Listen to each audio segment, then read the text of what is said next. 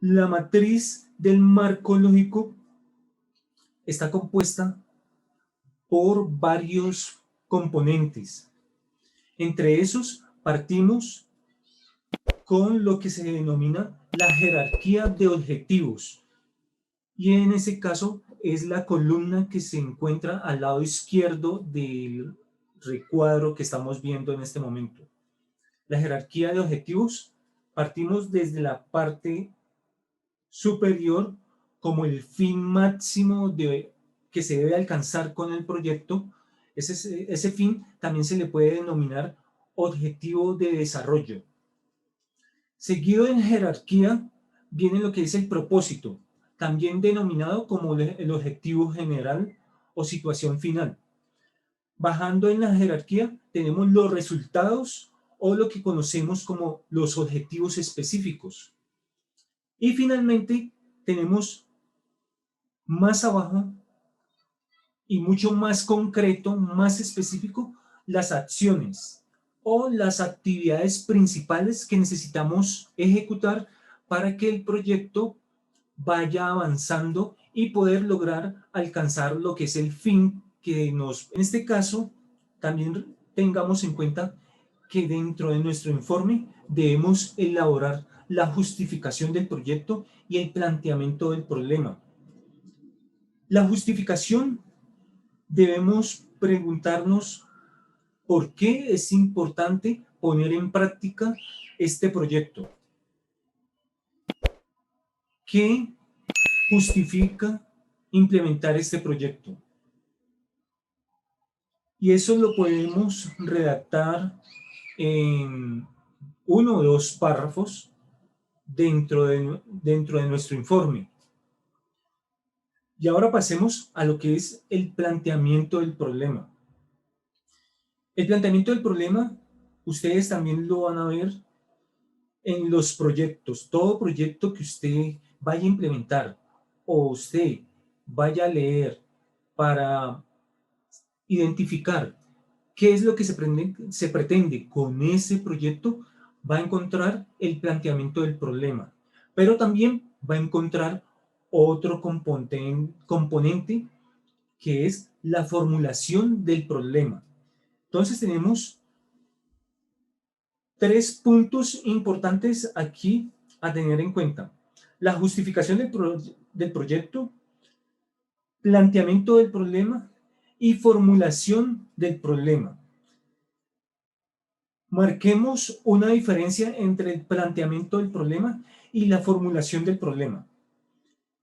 El planteamiento del problema es describir el problema que vamos a darle solución. Eso lo podemos redactar en uno o dos párrafos. El planteamiento del problema debe mostrar la situación o la necesidad que vamos a cubrir con el proyecto que vamos a plantear o vamos a formular o estamos diseñando. La formulación del problema, recordemos, una es el planteamiento y la otra es la formulación del problema. El planteamiento, planteamos, describimos la situación difícil, la escasez, la necesidad que hay en una población o el problema que haya en alguna situación dentro de una empresa, dentro de una ciudad, dentro de un país. Bueno, dentro de un país ya es algo más allá de un proyecto, ya son programas. Hay que, bueno, no quiero entrar en esta parte de los programas porque los programas son un conjunto de proyectos y nosotros estamos ahora trabajando en un proyecto. La formulación del problema es plantear el problema en una pregunta. Ojo con esto, presten atención aquí para que no se vayan a confundir entre las preguntas que nosotros planteamos en una encuesta y la pregunta, por lo general es una pregunta que se formula el problema. La formulación del problema es una pregunta. Y hay que tener en cuenta 3 puntos para que esa pregunta quede bien formulada. El primer punto es que esa pregunta de investigación no debe responderse con un sí o con un no, porque sencillamente no nos va a servir para investigar. Una pregunta de investigación nos debe llevar o nos debe motivar o nos debe incitar a hacer una investigación. Entonces, esa es la primera opción que debemos tener en cuenta para que la pregunta de investigación esté bien formulada, que no la resolvamos con un sí o con un no. La otra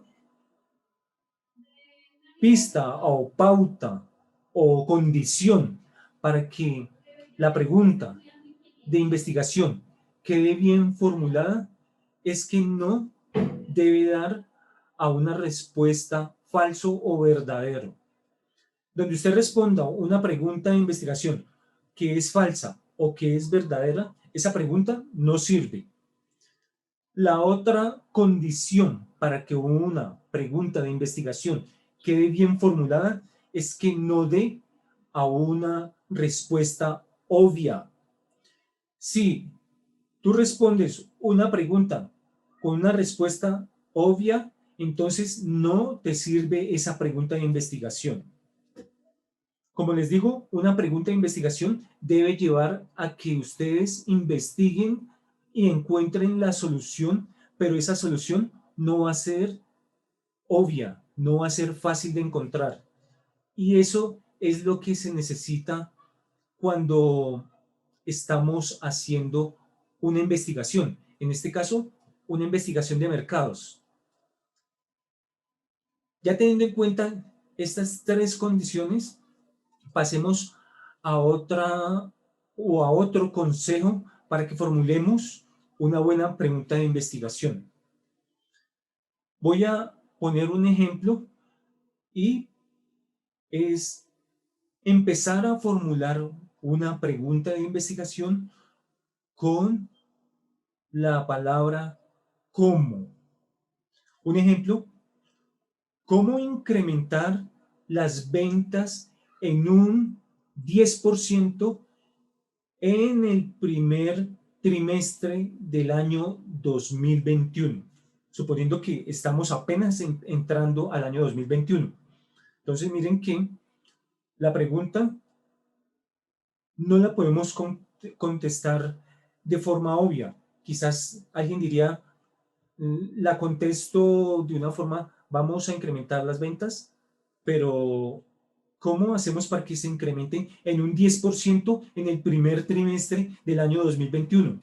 O lo podemos decir, ¿cómo incrementar las ventas en el primer semestre del año 2021? Eso nos va a llevar a hacer una investigación y a plantear diferentes alternativas de solución. Ya teniendo en cuenta este punto que es tan importante, porque si ustedes alguna vez han escuchado a Einstein, este científico dice que es mejor tener una pregunta de investigación bien formulada a una respuesta. Y esto es sencillamente porque una pregunta de investigación bien formulada nos va a llevar a investigar, a consultar, a escudriñar al fondo de la posible solución o las posibles soluciones. Y eso nos va a llevar a futuro a crear más conocimiento, a producir conocimiento. Resultado a presentar. Informe que contenga la aplicación de la matriz de marco lógico, el planteamiento del problema, la justificación, objetivo general y objetivos específicos. Y de esa forma vamos avanzando en este documento para que podamos tener una primera o un primer avance de nuestro proyecto, y estos son los puntos que les he mencionado. En una primera parte vamos a mencionar de lo que es la introducción a nuestro proyecto, luego planteamos los objetivos, en este caso el objetivo general, los objetivos específicos. Tengamos en cuenta que el objetivo general son actividades y casi siempre se ponen dos actividades principales redactadas en el objetivo general que llevan a una posible solución a resolver el problema. Y este objetivo general debe empezar a redactarse con verbos en infinitivo. Un verbo en infinitivo es un ejemplo: explorar, difundir, construir. Bueno, ustedes pueden encontrar listas de estos verbos en internet. Igual de esta forma, los objetivos específicos también deben formularse empezando con verbos en infinitivo, así como les expliqué con el objetivo general. Ya en esta parte tenemos las instrucciones para subir el documento final a la plataforma de territorio.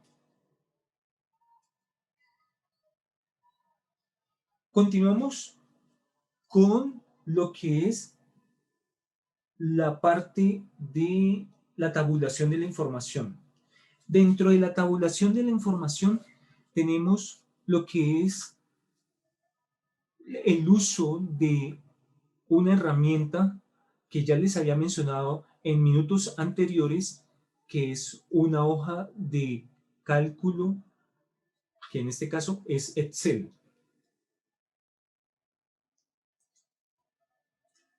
Vamos a compartir en este momento la hoja de cálculo.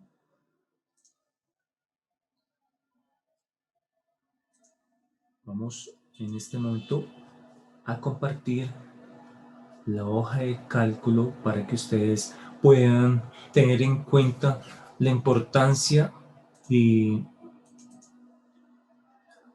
hacer o de recopilar la información por medio de las encuestas. Y esas encuestas y los datos que nos da la población o el grupo de personas que vamos a encuestar, en este caso una muestra, que es un punto que aprovecho para explicarles en este momento, debemos tener en cuenta que